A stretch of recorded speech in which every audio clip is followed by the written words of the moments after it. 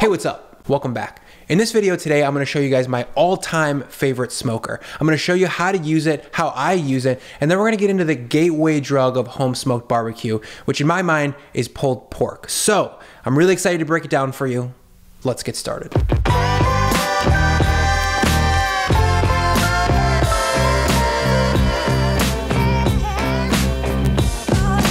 Despite what pitmasters and barbecue television shows are probably telling you, making smoked meat at home isn't that hard. And I think for most home cooks, it's not so much the smoking process that they're intimidated by, but the smoker itself. I think there's a common misconception that a great smoker needs to be complicated and expensive. And in my experience, that just isn't the case. The smoker I'm gonna show you guys today is probably one of the most affordable that you can buy on the market. It also happens to be one of the most effective. I've been using this smoker for years. So it's my pleasure to introduce you guys to the Big Chief. This is the smoker I've been using for the better part of the last decade. And my sort of origin story with this thing starts about 10 years ago in the Momofuku cookbook. Like a lot of young cooks, we were all really influenced by that style of cooking early on in our careers. And I just happened to see that they were making smoked chicken wings with something called the Big Chief. So I went online, did a little research, found out that it was like $100 at the time. So I was like, if it's good enough for the Changer, it's good enough for me. So I ordered one, and kind of like the rest is history, because I made hundreds of pounds of bacon with this smoker out of my apartment in Chicago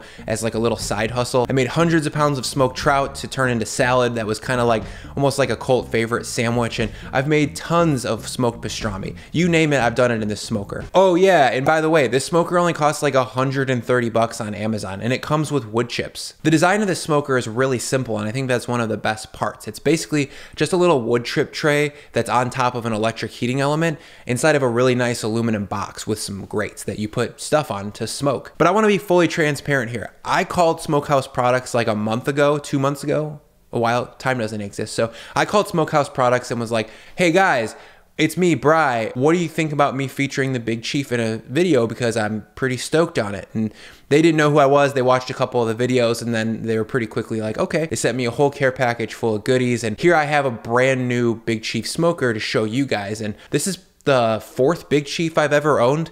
The previous ones have been commandeered by the restaurants that I was chefing at, and that's totally okay. Those Chiefs are still running strong, making smoked trout and pastrami on the regular, so bless them. But I want to let you guys know, I had the idea for the video, and then I reached out to Smokehouse and was like, hey, can I get a brand new smoker? And they were like, yeah, dude, here you go. So we're gonna come back in a second and I'm gonna tell you guys how this smoker works, how I use it. But for now, we need to go inside and get our pork shoulder working. For me, the best cut for smoked pulled pork is always gonna be a Boston butt. This comes from the top portion of the pork shoulder as opposed to the picnic ham, which comes from the bottom. Picnic hams still totally work if it's all you can find. They're just a little bit drier in my experience. And one of the main reasons I like a Boston butt is because it has a nice bone going through it. It's like the front part of the shoulder bone. So grab a 5-pound Boston butt roast if you can. We're gonna be breaking this in half. And to do that, you need to find the bone, and right about that halfway point, we're gonna cut this into 2 sections. We're basically looking for 2 equal size 2.5-pound pieces of meat. I like cutting the pork down to size for more surface area. This effectively doubles the amount of smoky bark we're gonna get on the meat, and it also makes the meat cook a little bit faster. To season up this pork shoulder, we're gonna be salt curing it in the fridge overnight. So to make that cure, we're gonna mix 25 grams of kosher salt, 25 grams of brown sugar, and 10 grams of black pepper. I like to keep my rub for smoked stuff pretty simple. Like down in Texas, they just use what's called the Dalmatian rub, which is just salt and pepper. I've added some brown sugar because I think pork usually benefits from a little bit of darker sweetness. But if you have like a favorite barbecue rub that you want to use, feel free, but just make sure that you have the salt and sugar in balance as well, because that's actually what's curing and seasoning this meat. Once we have the cure shaken up, we're gonna liberally sprinkle it all over every side of this pork. You may not need every bit of the cure that we mixed up here. I just wanted to leave you with enough, so if your shoulder was bigger than 5 pounds,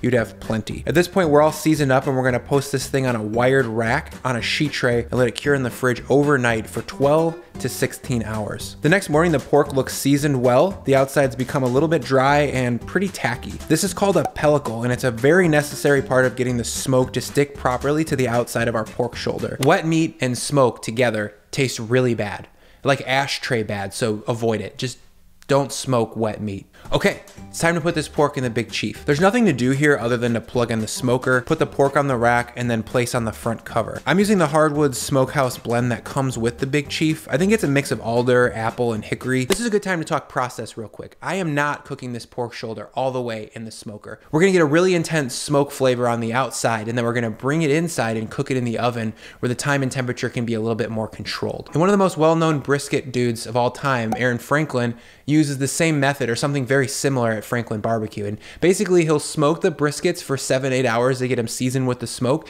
and then actually finish cooking the meat properly, he wraps them with paper and uses a more convective heat. They're still on the smoker, but it's basically turned into a giant oven at that point. This is a really hands-off approach, not a lot of labor involved, and it's very beer in hand friendly. After that first 45 minutes, we're gonna replace the wood chips and throw the burnt ones into a metal container filled with water, just so we can smolder them out and we don't catch our garage on fire. After the second round of chips, or an hour and a half total into the smoke, our pork's starting to get some really great color and a smoky exterior. We're gonna flip these pieces over and we're gonna smoke them for another 45 minutes to an hour and a half, depending on the time you've got and how the pork is looking. Today I went with 4 full rounds of wood chips. That's 3 hours of smoking. At that point, they've taken some great color on the outside. We're gonna throw these on a tray and bring them into the kitchen. I'm gonna transfer these to a foil baking tray before I throw them in the oven. And you definitely don't need one as big as this. I just happen to have this left over from Thanksgiving. We're gonna cover the pork with a piece of parchment paper to trap the heat and steam right on the meat, and then we're gonna give it a double layer of foil. We need a really hot, moist environment for this part. The steam heat in the sealed foil package is gonna keep things moving, keep things cooking. Once we got this all wrapped up into a nice tight package, we're gonna throw this into a 325-degree oven for 2.5 hours. This smoked pork is gonna make your house smell really good, but a quick disclaimer is close any doors to rooms that you don't want to smell like barbecue. I ate a ton of this for dinner and I was like sickly full by the time I went to bed still, and my pillowcase smelled like smoked pork, and that was just not a super pleasant combination. So just a pro tip. Okay, so it's been 2.5 hours and it's time to check how tender our pork shoulder is. I like to do this by digging a fork into a couple places in the meat. This gives me a feeling for how the muscle is holding itself together. We want it to fall apart, but only after we give it a little bit of force. As you guys know, on this channel, I don't think too tender is ever a good thing. Anyone can just hammer a piece of meat till it totally falls apart and turns to mush, but the real pleasure of eating something like this is getting to that sweet spot of tender, juicy meat that still has some interesting texture and chew to it. And right now this pork is looking really good. I'm gonna cover the whole thing with foil and set it aside for about 30 minutes to rest out. While that pork's resting, I'm gonna whip up some creamy coleslaw. You guys have seen me make this slaw 2 times on this channel already, in the dad ribs video and in the fish tacos video, so I'm not gonna get super deep into a step-by-step. Check out those videos if you wanna see a visual how-to. I'm gonna throw the grammed out recipe down below so don't sweat. After 30 minutes, it's time to pull apart and season this meat. We're gonna drain off all the liquid from and then we're gonna clean up all this pork fat on our counter. And then we're gonna get back and we're gonna shred and season this meat. As you can see, it's full of melted collagen and it's looking really tender. It just kind of falls into chunks as we tear it apart. It got a little hot on my hands, so I switched from gloves to forks. That seemed to be a little bit better way to get through this, but we're not looking for any super shred here. We want a medium-sized chunk on this stuff so we can get a full bite of pork when we go to eat this. We worked really hard to get that nice texture by cooking this meat properly, and we wanna make sure we get to experience that. I'm gonna come back and season this whole thing with a few pinches of salt and a splash of apple cider vinegar. Now's the time where we taste it critically. Ask yourself, is it in balance? Is there a nice acidity there? Is it exciting my mouth? Do I want to get another bite as soon as I take this first one? And if that's how you feel about it, if you're passionate about this smoked pork, it's time to eat some. I'm making a smoked pork sandwich on a little squishy potato bun. Recipe for that down below. Check out the chicken salad video for reference. I'm also putting that creamy slaw in there and some dill pickles. A really simple setup, but we've got nice pork. We don't need much more than that. So let's eat it.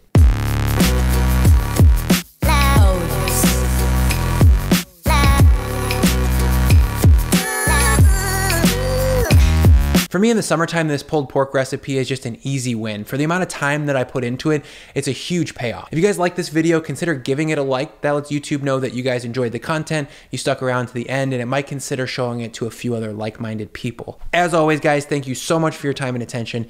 Thank you for sticking around, and we'll see you next time.